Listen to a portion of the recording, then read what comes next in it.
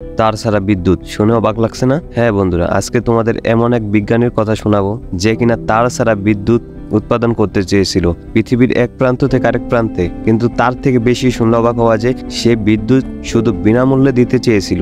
কেন সে ব্যর্থ হলো? চলো বন্ধুরা, আজকে তার ইতিহাস জানাবো তোমাদের। আলোকের ফেরিওয়ালা টেসলার স্বপ্ন। সময় ছিল 1901। অন্ধকার ঘরে শুধু একটি টেবিল ল্যাম্প জ্বলছে। নিকোলা টেসলা এক অসামান্য প্রতিভা, এমন একজন মানুষ যিনি স্বপ্ন দেখেছিলেন একদিন সারা পৃথিবী বিদ্যুৎ ছড়িয়ে যাবে কোনো তার ছাড়াই। টেসলা উত্তেজিত গলায় বলে, আমার এই আবিষ্কার পৃথিবীকে বদলে দেবে। কল্পনা করো, একটি টাওয়ার থেকে বেতার তরঙ্গের মধ্যে বিদ্যুৎ পৃথিবীর প্রতিটি প্রান্তে ছড়িয়ে পড়বে। টেসলা সহকারী বলে, তাহলে মানুষ ঘরে বাতি জ্বালাতে পারবে কোনো তার ছাড়াই? টেসলা বলে, ঠিক তাই, শুধু বাতি নয়, গাড়ি, যন্ত্রপাতি, টেলিগ্রাফ, সবকিছু। টেসলা ওয়ালডেন ক্লিফ টাওয়ার নির্মাণের কাজ শুরু করে লং আইল্যান্ড। জেপি মর্গানের বিনিয়োগে উদ্দেশ্য পৃথিবীর যে কোনো জায়গায় তারবিহীন বিদ্যুৎ পৌঁছিয়ে দেওয়া। টেসলা ও মর্গানের মধ্যে বৈঠক জেপি মর্গানের অফিসে। মর্গান বলে, তুমি বলছো বিদ্যুৎ সবাইকে ফিরিতে দেবে, আমরা বিনিয়োগ ফেরত পাবো কিভাবে? টেসলা আত্মবিশ্বাসের সঙ্গে বলে, শক্তি মানুষের মৌলিক অধিকার,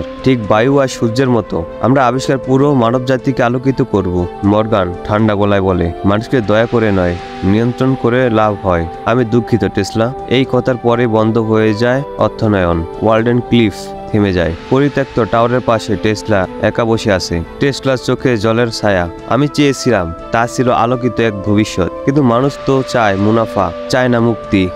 নির্জনে বসেছিল টেসলা, কিন্তু তার স্বপ্ন আজও বেঁচে আছে আমাদের মাঝে। বর্ণনাকারী আরো বলে, আজ ইলেকট্রনিক গাড়ি, স্মার্টফোন, ওয়্যারলেস চার্জার সবকিছু দাঁড়িয়ে আছে টেসলার ভাবনার ওপর। তার স্বপ্ন আজ বাস্তবে রূপ নিচ্ছে। টেসলা শান্ত গলায় আবসা আলোয় বলে, একদিন মানুষ বুঝবে শক্তি শুধু ব্যবসার বস্তু নয়, এটি মানবতার জন্য উপকার হতে পারে। 1856 থেকে 1943 সাল। এক বিস্ময়কর চেষ্টা, এক বিস্ময়কর স্বপ্নদ্রষ্টা, যিনি আলো দিতে চেয়েছিল বিনামূল্যে, কিন্তু মূল্য চুকিয়েছে নিঃসঙ্গতায়।